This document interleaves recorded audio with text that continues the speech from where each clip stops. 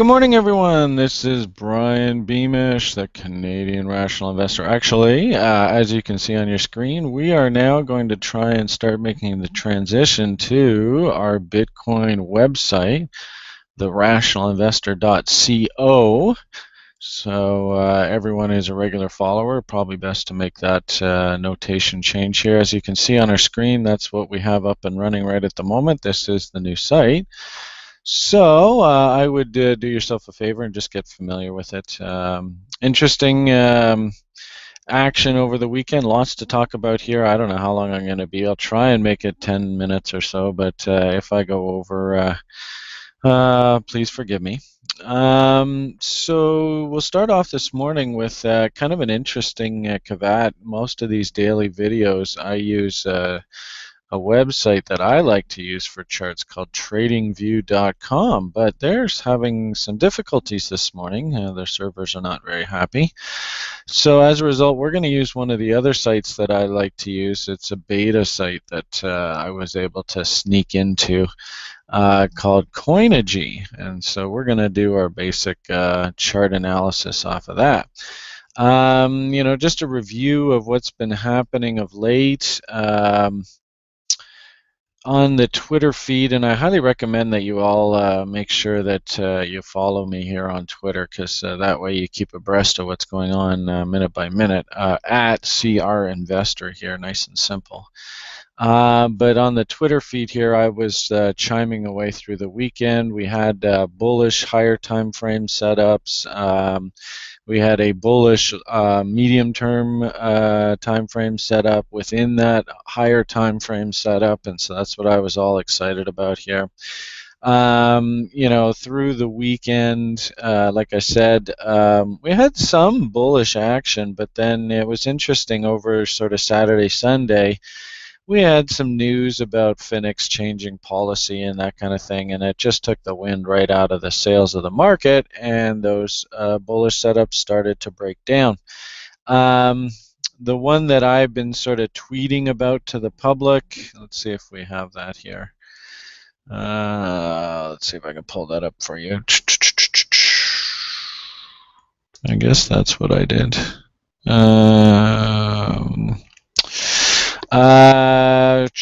True. And it's funny, sometimes you go on this Twitter and it shows you the charts that you did, and sometimes it doesn't. It's very bizarre. But anyway. Okay, so here are the tweets. I could go through one by one, but it'd probably drive you crazy. I think what we'll do is we'll just take a look at the charts and we'll just let them speak for themselves. So we'll start off with our daily price action here, and this Coinigy site. These charts do look a little bit weird, but basically they're the same thing. I've eyeballed these fib levels. They're not exactly right, so I just did it for convenience purposes here. But, most of this stuff just makes sense to us. So daily price action here. Here's our bottom 340. Here's dead cat bounce. Here's beautiful consolidation. Here's just, this is probably, and I think I even, as the trade was happening, even said that. I think this is probably the trade of the year, that's developed right here. Off this nice inverted head and shoulders, and boom, away we go. Huge rally. We have talked at length about how off of the higher time frames, off of the entire range off of the top, this was basically 32% retrace, and also the year-to-date 50% retrace. And there were like moving averages and stuff like that that bumped up, in this area. So not a big surprise. We saw a bit of a pause here. If we were going to start cleaning up this big bull run, where are some likely targets? Me and my first stop target, I love the 38.2.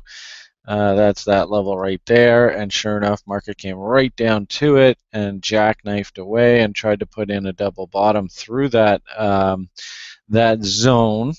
And that's sort of what got me feeling bullish here on this breakout, that maybe we were heading up to take out these highs. Unfortunately, market ran into a brick wall here. Remember, we've been commenting recently about how this was a bearish bat target right up in here, and the market came within 3 ticks of hitting the bat setup. So, basically I consider that validated. And then all we've done is just sort of faded away from that high. Through the weekend, I guess last Friday we set up this reversal pattern here, and keep in mind these are the daily charts. And I was looking for a nice rally up into these, at least test this high kind of idea, and we'll get to that off of the lower time frame charts in a second. And as you can see, that just sort of, floundered. This, you could argue, this 2-bar pattern is a harami. So a move through this bar's low here, 618.60, is a fairly substantial sell signal. Just on the harami pattern. And, as we get to in a second, there's lots of reasons for us to look for downside moves. Now, here's the key to all this, right? Is that 340 now is an awfully long way away. I mean, basically the asset almost doubled in value. So, Mr. Gann and his 50% level, he's sitting here at $500 saying, I still haven't been validated yet, and I would like to be validated. Thank you very much. So we have to really keep that in mind, that level in mind. And then, if we start drawing simple trend lines, let's see what this goes. Oops, that's the wrong one there. We can see we came back to that trend line when we played here at the 38.2, and then we came back here. So, this is a very interesting juncture for the market. If we lose this trend line, then sadly, the next stop, there's Mr. Gann's 50% level, but really here's our OTE level in here, 61.8 to 78.5. And really it would make sense, right? We say institutions don't buy on the way up, they buy on the way down. So the last down move, it ended with these big down bars. You see that big down bar there, that big down bar there. These bars are what, Mr. Huddleston at ICT likes to call the institutional order blocks. And if there's going to be a place for institutions to really defend the market where they bought before this last monster move up, where are they likely to be? And boom, we got one here, we got one here, we got one here. And hello, that's right in this massive optimal trade entry window. So, quite literally, here we are at about 6:15 or so. And this trade window is down at 440. There's a substantial amount of risk priced into the market right now. And I think people should just be cognizant of that. So for the time being, I would just simply make the argument that we're range bound. There's the top of the range, there's the bottom of the range. And until we start seeing some really negative inertia, my hunch, and it's interesting to see how this trend line just sort of dissects that. So right now we're still playing up in this top end of the range. If we lose this trend line, we may have to come down and play in the bottom end of the range. And if we do come down and confirm through this low, this 545 low, that's down in this area here, then I think we realistically have to start looking for OTE moves. That hasn't happened yet. I mean, as it is right now, we're still holding this trend line, so we're still tickety-boo. But the easy slam dunk trade, and I think I pointed this out quite a bit when it happened, this easy slam dunk trade is long behind us. And now, we're doing a lot of grinding here. Okay, so let's move on to the 4-hour chart, see what that looks like. Okay, so off of our low, and I've eyeballed these fibs. They're not exactly right, so don't beat me up on that, okay, please. But these are basically the support and resistance zones that we should be thinking about off of the lower time frame.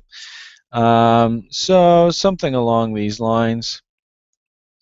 And whoops, we don't want it that big. Let's go to, oh, this thing's being fickle. All right, somewhere in there. Are you going to work for me? There. All right. So here, this is off of the 4-hour chart. So that's basically looking at this price action in detail. And what we see here is price came down in a big hurry. We rallied back, and last week I mentioned that there was a nice little 4-hour double bottom that came in. Um, the risk reward, there's the risk on that double bottom, and the reward on my setup is basically you play it back to the 50% level. That was basically 1-to-1 risk reward, so not really the most attractive trade setup for me here. We rallied up to that 50% level, we came back, and then we consolidated, and that set up a bullish bought setup. And so basically the premise was that, if that little double bottom was for real, then the second leg of that move should take us, if these consolidation lows hold, it should take us up into this OTE zone. And so that's sort of what I was squawking about over the weekend, is that, I believe that the double bottom was for real. We saw the 38.2. I may have been a bit hasty in assuming that this 38.2 was going to resolve bullish. But when we look at the 1-hour chart, you'll see that the price action supported the idea of taking the long. And the long and short of it here is, basically the market consolidated. This is a 4-hour chart, so if we zoom in, we see that this was one heck of a battle through the weekend. So I think it was a perfectly valid setup.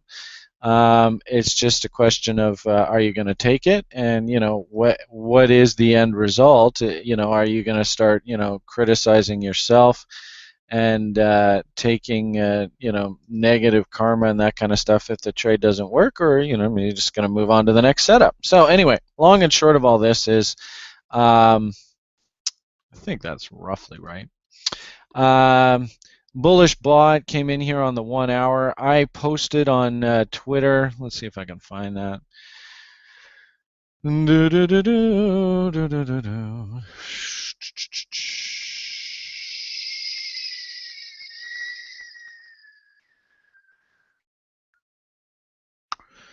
I guess maybe I just did it on the TradingView page, and unfortunately that page is unavailable right now. And then, it's just the way we work with these free technology services. Some days they're with us, some days they're not. But anyway, no big deal. We'll get on with it. So a bullish bot came in here, target up here, 3-to-1 risk reward. So I was okay with taking it, and the setup failed. The point here is that the setup basically said that if we break this 118.60 level, and man, I was squawking about it to no end. I kept saying 618.60 fail, nail biter. Are we going to break this 618.60? I posted here is a huge line in the sand. Long and short of it here, and remember we said that off of the daily charts, a break of that 1860 level would be a confirmation of Harami. So you can see it in detail here. Basically, it was a double top breakdown, and it actually didn't come in till last night. So long and short of all that is the potential bullish ABCD pattern failed, and basically you got to walk away. It's just simple as that. So I think I tweeted that we took a $6.51 loss on the trade, which is about 1%. And really, on balance, I'm okay with that. If I book 3% profit, 3% profit, and book 1% losses, and I'm right 50% of the time, 50%, so that means I'm wrong 50% of the time. Am I profitable? Of course I am. I'm very profitable. In fact, there's quite a few boys on the CME that basically make a living with that basic premise. Now, the interesting thing about that, right, is that, I had been on a streak where I was like, 5 or 6 trades in a row that had all worked. And so as a result, people were like, oh my God, well, what are we going to do next? What's the next trade? What's the next trade? And really, I have to caution people, yeah, every statistical model, you're going to have winning and losing streaks. I mean, that's just the way life is. No statistical model is just going to always spit out exactly the same consistent results. It just doesn't work that way. So we just so happened to go through a window where we had, 3 or 4 or 5 or 6 trades all in a row, bang, bang, bang, bang, bang, work. That's not reality. And I want to caution anybody who's watching this video that don't come to expect that every single trade setup that I put out there is going to work. The key here, and this is so important for you to understand, is that we have to expect that we are going to be wrong.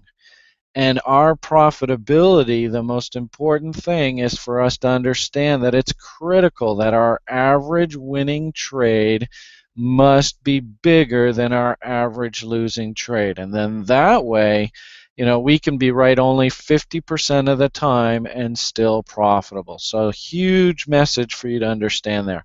I'm okay with this setup failing. No big deal. Like I've been posting on my tweets and stuff, next bus comes along in 10 minutes. And I don't take any, personal self-worth out of the fact that this setup failed. It just failed. On to the next trade. Now, if you get into a point where setup after setup after setup after setup fails, and you've set up in your trading plan that you're going to take X amount of trades and then review the plan, you may come to the point where you actually question whether your models or the trade setups meet CRY's rule number 1 for investing, i.e., right 2/3 of the time.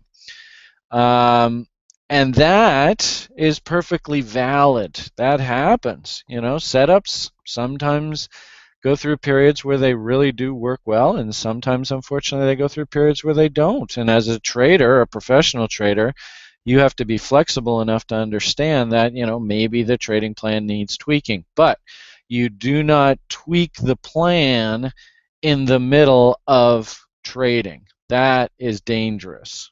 So if you are going to tweak your plan, just be sure to actually, in your trading plan, have a note about when you're going to review a trading setup performance and whether a setup needs review. I hope that makes sense to people. So anyway, the point of the matter here is we have broken down here, right? This is a double top within a double top, and I was tweeting about that. Here's the 1 hour chart. Here's that double bottom that I was excited about. Here's the bull A-B pattern. And if it had played out correctly, it would have been A, B, C, D, and our target would have been up here. That did not play out. Here's that 118.60 low that I was so concerned about. Here's the 3-bar fractal pattern that got me excited and interested to take the bot setup. Market rallied up, and you can see we have a double top within a double top. So here to here to here to here to here. And I mean, this was one heck of a fight. In the Twitter thing, I kept, saying, at this point here, I was saying hours later, and the same battle lines are sitting there. And so the long and short of all that is this, it just kept consolidating and consolidating and consolidating, and then boom, it failed. And so the professional thing to do here is to say, all right, setup failed, walk away. That's just the way it is, right? And so that's just the way trading goes. What is it that I'm sort of looking for at this point now? I was tweeting last night, because this setup failed, that really I'm just going to sort of cool my jets until I see, a new setup come in. Because I don't have the TradingView page up right now, I'm just looking at price action here off of this Coinigy. I don't have my indicators. So really, for a guy like me, it's just a big hurry up and let the dust settle right now. I was tweeting that, some people that might have these setups in their trading plan, this is the OTE sweet spot right here. And I was tweeting last night that, if we could have a setup come in here, the OTE long sweet spot 611.34, and we were heading into the London and New York kill zones. So, not a big surprise that, this was the end of the move. Let's see what time this is, 10 o'clock, 9 o'clock, 9, to 10. So this looks like the time is just a little bit off for me. Let's see. Time zone. We want to be in Pacific, Vancouver. All right, so what do we get now? Well, I don't think it's 3 o'clock right now. Let's try that again. Vancouver. That doesn't make any sense. Well, let's try Los Angeles, see what happens when we come up with that. Same thing. Oh well, looks like they needs to still Coinigy needs to still work on this. But anyway, so the point of the matter here, lower highs and lower lows. Double top within a double top, but here's the 50% level. So taking the double top setup and using this as our profit window, certainly doesn't make sense considering our risk would have to be up here. So, no trade for me to do at the present. And, I'm just going to watch to see how it acts in this OTE zone. We might get a nice OTE trade. If we come down into the zone, put in a nice double bottom, then basically it's just taking a risk against these lows and looking for these highs to be tested, and there's your 2-to-1 risk reward. So we'll be watching for that. If we resolve bullishly up through these levels, I really don't know whether the profitability of the trade is worth looking at. And really, I just don't think that that's going to develop, but we'll see how it goes. The concern that I have really at the present is not so much off of these lower time frames, it's more off of the higher time frames. And if we just, this is the daily chart, just looking at this 4-hour range right here, keeping in mind we just got a Harami sell signal. What I see here is that this is the OTE off of this, 61.8 to 78.6. So that's way down here, right? The last big bull run, where was the last consolidation bar? Right in here. So this is Mr. Huddleston's institutional order block. And I suppose, you could say this run really started down here. So we've got institutional order blocks all the way down here. You see this big red bar here. So there, in my opinion, there's lots of impetus for moves down into this area, OTE, institutional order blocks. We do have one institutional order block, and really that's under attack right now. This is this OTE off of the 1 hour, right? They're attacking these institutional order blocks right now. That's basically what's happening right now. And if this resolves bearishly, and keep in mind we got now a triple top here, just basically a brick wall at the 50% level, that and a bearish harmonic price pattern, A, B, C, D, would take us comfortably down into these institutional order blocks and into the OTE zone. So I really am not in a big hurry to be a buyer right just yet. This thing's really got to settle down and show me that it wants to bottom in this hourly zone here. Other than that, I'm just a big hurry up and do not touch it right now. And then, sort of if we finish off that, idea looking back on the daily chart, really it's this this trend line, right? So if we start breaking down through these lows and this key double bottom low, then on the dailies, that signifies a significant failure.